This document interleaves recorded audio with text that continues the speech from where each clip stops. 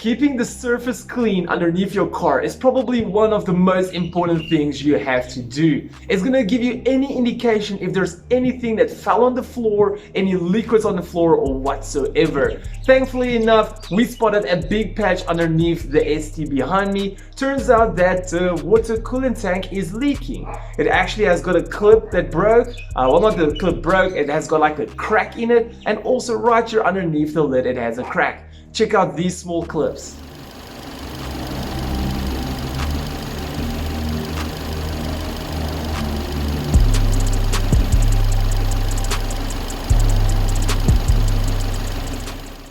We are quickly going to take this opportunity to change the water coolant tank in the car. I'll do a basic step-by-step tutorial that you can also do at your house.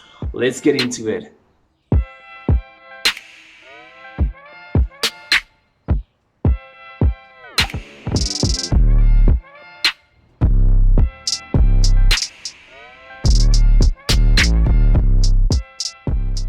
As you can see, the car is already on jack stands. The reason for that is because we gotta get in underneath the car in the front. We actually gotta pull out the radiator hose from the car so we can drain out all the water from the system.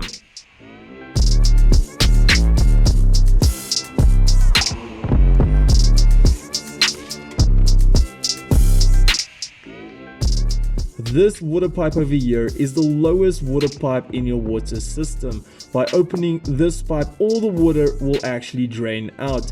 So just make sure your car is cold. This water will burn you if it is hot. In that case, I also have a bucket over here to catch all the water that's going to be running out of these pipes.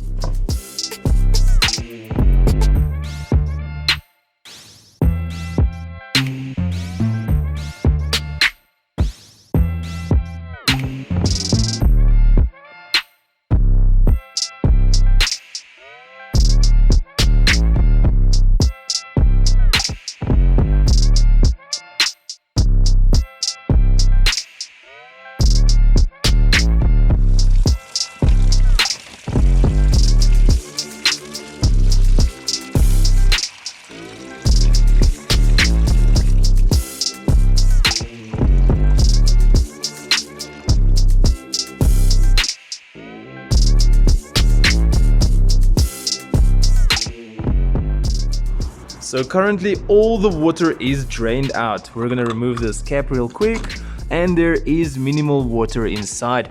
So what we're gonna do now is we are gonna unhook all the water hoses. So let's start with here at the top. This hose is very simple. We're just gonna squeeze it in and pull back on it. Please do know that this piece over here is extremely brittle. I'm actually gonna put down a camera just to make sure I pull it out nicely. If this pipe breaks, yeah, you're gonna be very, very sad. So let me quickly place it down.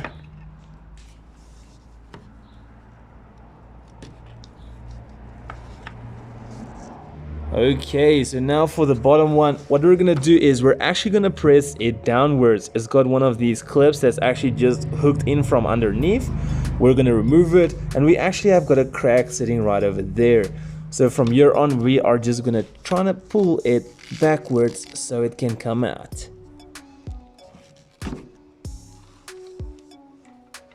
Now finally, we are going to remove this clamp over here. We will be using a water pump plier again, and just know that this clamp was made by the devil himself.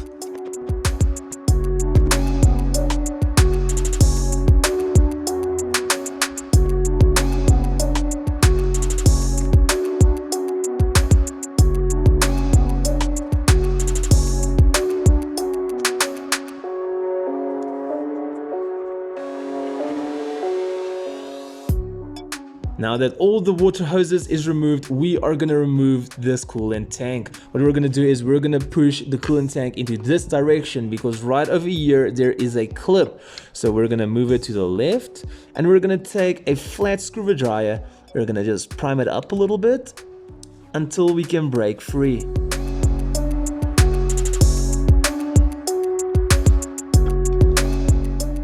So with the top one out of the way, we have got another one over here.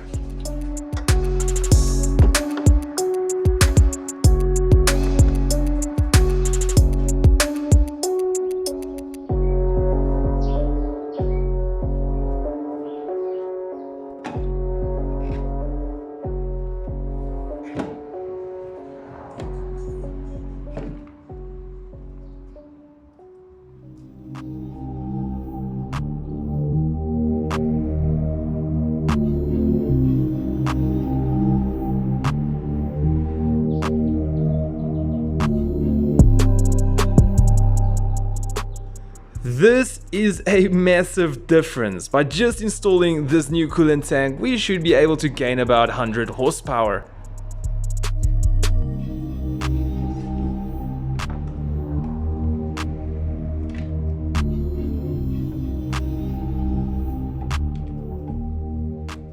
Now that we have the coolant tank back installed, we are gonna go ahead and install all the piping.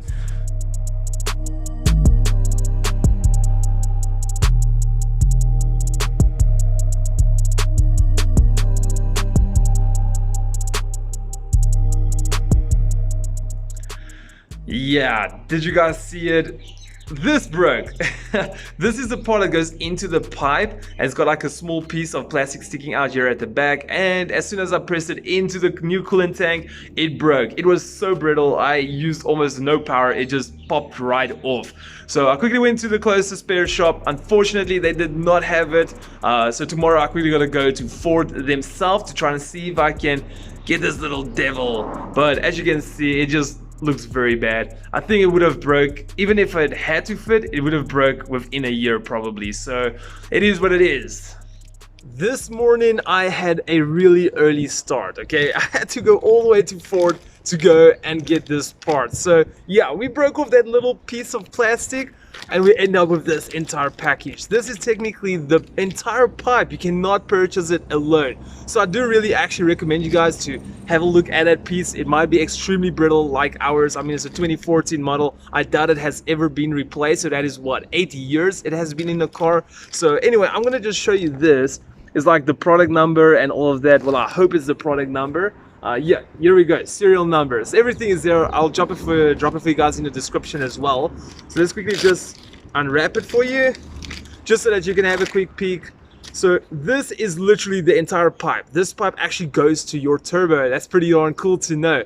So it's a water, your turbo is water cooled if you're having an ST as well. Even my Audi's also, the turbo is also water cooled. So we literally just needed this piece, but because we've got this entire pipe, I'm just gonna go ahead and change the entire thing as well. Then we know for the next 8 years or 10 years to come, we will probably never have a problem with this pipe. Okay, can you guys please stop hating on a clean engine bay? So right over here is the pipe we have to change. The piece that broke off actually went into this pipe and then went into this coolant nozzle right over here. So let's quickly follow it through.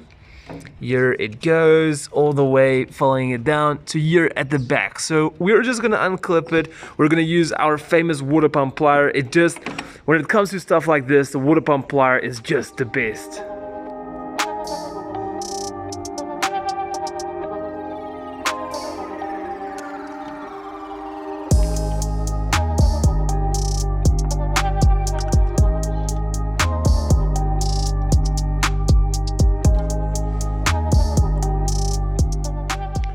So here is the old hose. So it was actually down there pretty darn good. I had to take like a flat, press it against the rubber hose and kind of like push it out. So in the process, I actually did damage it a little bit. It doesn't want to focus now. Let's see if I can get it to focus. There we go. So I did actually damage it while trying to like remove it, but it's okay because we have got our brand new one. So the process of actually getting it back in is quite simple. It's exactly the opposite of what we just did.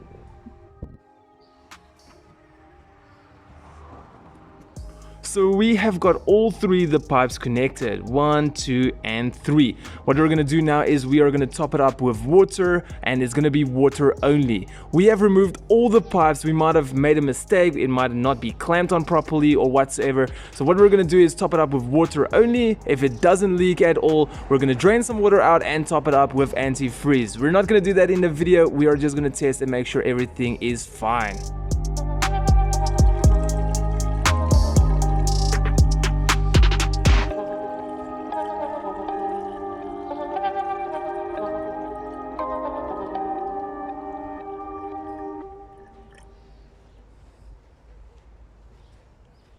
So with some water in the coolant, what we're gonna do is we are gonna idle the car just a little bit. What you're gonna do is you're just gonna make sure your heat gauge does not go up. As the coolant level actually goes down, you're just gonna keep on topping it up, keeping it at the max level where it should be until it doesn't drop anymore.